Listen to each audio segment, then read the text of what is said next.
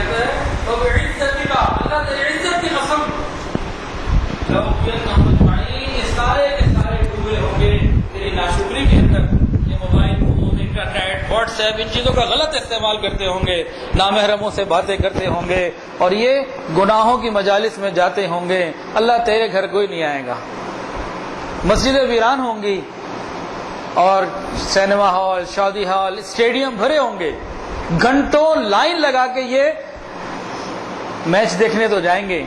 وہاں تھرکتی عورتوں کو دیکھیں گے، ناچتی عورتوں کو دیکھیں گے، ننگی عورتوں کو دیکھیں گے. جانتے ہیں کہ جوا بھی یہاں پر ہوتا ہے، جانتے ہیں میوزک بھی یہاں پر ہے، جانتے ہیں اللہ اور اس کے رسول کے احکامات کی دھجیاں یہاں اڑائی جاتی ہیں. اللہ یہ وہاں جائیں گے، سب کچھ کریں گے، لیکن مسجد میں ہوگا تو ان کے پاس ٹائم ہی نہیں ہوگا. اللہ تیرے لیے نہیں آئیں گے. حرام کاموں میں ساری رات لگے رہیں گے، کرو بات ساری رات، پیکج لے لے کے، اور فیس بک پہ اور واٹس ایپ کے اوپر یہ حرام محبتیں کریں گے. ایک ایک وقت کے 20 عورتوں سے تعلقات ہوں گے. دن رات زنا. گھر میں بیوی رو رہی ہوگی، اس کی طرف توجہ نہیں کریں گے، اور حرام جگہوں کے اوپر خوب خرچ کریں گے. نبی علیہ السلام جب معراج پہ تشریف لے گئے تھے نا، تو نبی علیہ السلام نے ایک منظر دیکھا کہ کچھ لوگ ہیں ان کے سامنے حلال پاکیزہ غذا موجود ہے، نہیں کھاتے، اور دوسری طرف بدبودار، کڑوی، غلیظ نجاست موجود ہے، اس کو شوق سے کھا رہے ہیں. نبی علیہ السلام نے پوچھا یہ کیا ماجرا ہے، کون ہے یہ؟ جبرائیل امین نے عرض کیا یا رسول اللہ صلی اللہ علیہ وسلم، یہ آپ کی امت کے وہ لوگ ہیں، گھر میں پاک بیوی موجود ہوگی، ادھر توجہ نہیں کریں گے، بازاری عورتوں کی طرف توجہ کریں گے. اور آج یہ ہو رہا ہے، اتنا ہو رہا ہے کہ پرسنٹیج بیان کرنا مشکل ہے. میں نے پرسنٹیج بیان کر دی تو آپ مجھے جوتے مارنے لگیں گے کہ کتنا ہو رہا ہے کہ بیوی کی طرف توجہ نہیں ہے، اس کا خیال نہیں ہے. لیکن نامحرم سے تعلقات ایک ایک انسان کے درجنوں سے ہیں. تو وہی بات ہو گئی کہ حلال اور پاکیزہ کو چھوڑ کر غلاظت کھا رہے ہیں. تو اس نے کہا اللہ فَبِعِزَّتِكَ لَأُغْوِيَنَّهُمْ أَجْمَعِينَ، تیری عزت کی قسم کھا کے کہتا ہوں ان ساروں کو میں راستے سے بھٹکا دوں گا. دائیں بائیں آگے پیچھے ان کو اتنی نیلی پیلی ہری شکلیں نظر آئیں گی تو یہ سب تجھے بھول جائیں گے. تو یہ شیطان نے باتیں کہیں. جب شیطان نے کہا پروردگار عالم کی رحمت کو بھی جلال آیا، جوش آیا، کہا وہ بدبخت تو میری قسمیں کھاتا ہے، میری عزت کی قسم کھاتا ہے. اللہ پاک نے بھی پھر قسمیں کھائیں، فرمایا فَبِعِزَّتِي وَبِجَلَالِي، میری عزت کی قسم، میرے جلال کی قسم، میرے علو مرتبت عالی مرتبت کی قسم، تو ان کو بہکائے گا بہکائے گا بہکائے گا. ساری زندگی یہ میرے در سے دور تیرے پیچھے لگے رہیں گے، کبھی تو میرے در پر آئیں گے، جب آئیں گے ساروں کو معاف کر دوں. آئیں گے تو صحیح نا، جب آئیں گے معاف کر دوں. اب شیطان اور انسان کی دشمنی ہو گئی. اب آدم علیہ السلام جنت میں رہنے لگے. شیطان کو غصہ کہ ان کی وجہ سے مجھے راندہ درگاہ کیا گیا. تو میرے بھائیوں، شیطان نے آدم علیہ السلام اور اولاد آدم سے دشمنی اپنے دل میں رکھ لی. یہ ہمارا پکا دشمن ہے، سرٹیفائڈ دشمن ہے. قرآن میں اللہ فرماتے ہیں ان الشیطان لکم عدو فاتخذوہ عدوا، کہ یہ تمہارا دشمن ہے، تم بھی تو اس کو دشمن بنا کے رکھو. جب اولاد آدم علیہ السلام کو دیکھا ہے جنت میں ہیں، تو اس نے پھر ایک طریقے سے ان کو باہر نکلوایا. اب آدم علیہ السلام دنیا میں آ گئے. اب یہ حق اور باطل کا ایک مقابلہ شروع ہو گیا. شیطان اور اس کی ٹیم یہ موبائل کے ذریعے گناہ کروانے پہ دن رات لگی ہوئی. اور ایک بات بھی یاد رکھیے گا، جس دن سے آدم علیہ السلام دنیا میں تشریف لائے تھے اور آج تک شیطان کے پاس ایمان والوں کو بے ایمان اور بے حیا کرنے کے لیے ایسا آلہ، ایسا ہتھیار کبھی نہیں ملا تھا.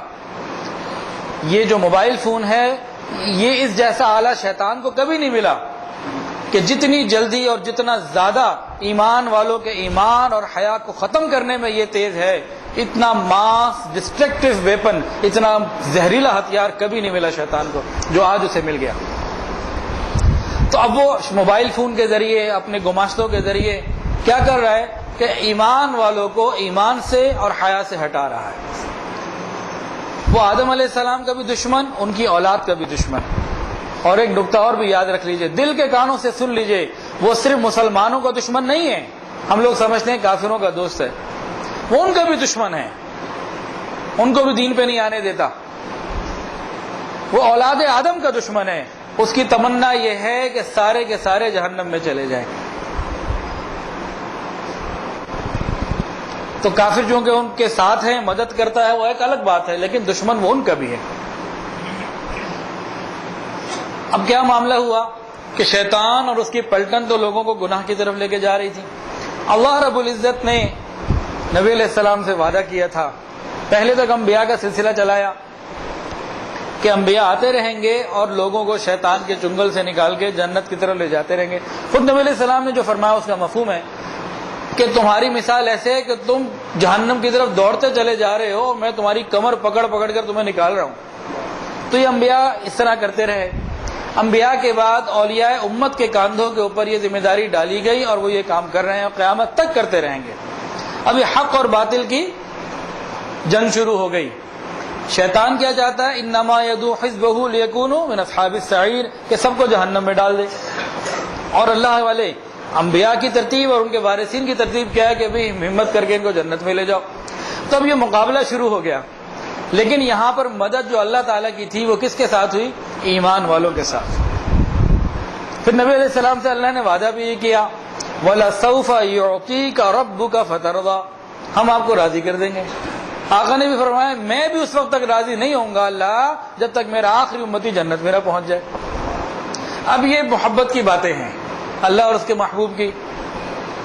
اب شیطان اپنی شیطانی کر رہا ہے، دشمنی نکال رہا ہے، تو اللہ رب العزت نے قیامت کے دن مغفرت کے فیصلوں سے پہلے 1 مہینہ اس امت کو عطا کر دیا کہ میرے بندو اس کو تم اگر میرے حکم اور نبی کے طریقے پہ گزار لوگے سارے گناہوں کو معاف کر دیں۔